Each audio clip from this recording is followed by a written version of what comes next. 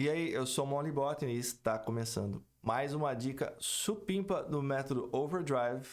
Se você não sabe o que quer dizer supimpa, está começando mais uma dica fantástica do método Overdrive.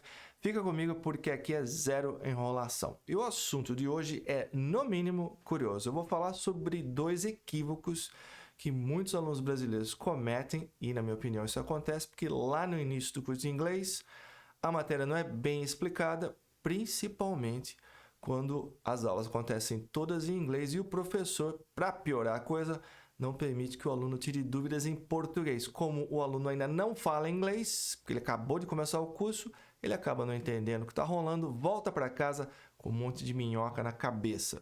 E na hora de negar e interrogar com o verbo to be, o que ele faz? Ele quer usar os verbos auxiliares do it does no presente e did no passado. E você não pode usar do, does e did com o verbo to be, com uma exceção que a gente vai ver daqui a pouco.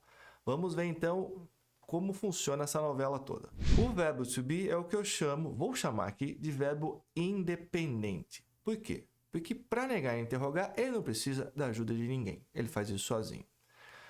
Veja o exemplo. Ela não está doente. She is not sick. Basta colocar not depois do verbo to be e você negou a frase. E para interrogar, is vem antes do sujeito.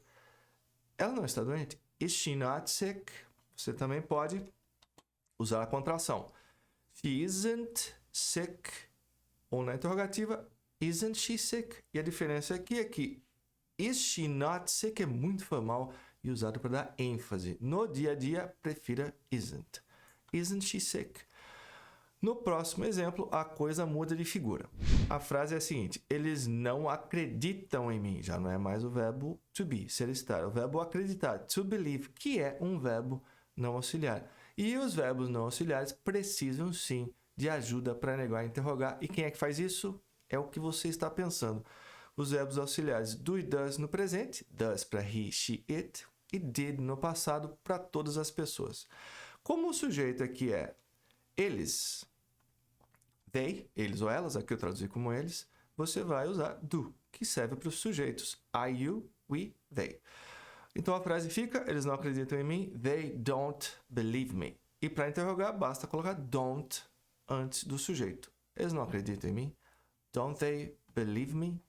Legal? Super simples. E a gente vai por equívoco número 1. Muita gente, mas muita gente mesmo, muito mais do que devia, quando pensa na palavra não, a primeira coisa que vem à cabeça é don't. Don't é a contração de do mais not. A gente viu um exemplo agora. Eles não acreditam em mim. They do not believe me. A gente viu com a contração. They don't believe me. Aproveitando, vamos dar uma olhada nisso. Do not, don't, para o presente, para os sujeitos I, you e they. Does not, doesn't, presente, para he, she, it. E didn't, did not. Didn't para o passado, para todas as pessoas. Eles só são usados para negar verbos não auxiliares no presente e no passado simples. E agora a gente vê a única exceção, que fica com o uso de don't para formar o imperativo. Olha lá, não seja teimoso. Don't be stubborn. Fora isso, não use do, nem does, nem did com o verbo to be. Legal? Agora, qual é o problema de você achar que don't é uma forma negativa geral? O problema é o seguinte. Muita gente, na hora de passar para o inglês uma frase como esta, ele não está triste, está verbo to be, né? Acaba produzindo umas frases meio esquisitas. Alguns exemplos. He don't is sad, porque você acha que não é don't.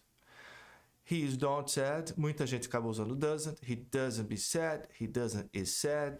E algumas outras frases tão esquisitas quanto essa. O fato é que são todas estão erradas. Por quê? Ele não está triste, é verbo to be.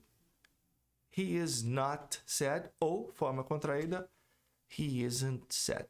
Legal? Tão simples quanto isto. Então, quando você pensar na palavra não como uma forma negativa geral, pense em no. No. Vou te dar um exemplo. Digamos que você esteja de dieta e alguém te oferece uma cocada. Você, que está levando a sua dieta a sério, diz não, obrigado. No thanks. Você não diz don't thanks, porque você só está negando a cocada, não está negando um verbo. Portanto, não obrigado, não de forma genérica, geral, no, no thanks. Fez muito bem, porque você está de dieta. Não aceite a cocada.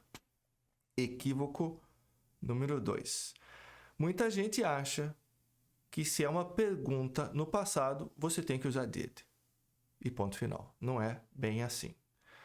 Veja o exemplo com o verbo to be. Elas estavam lá?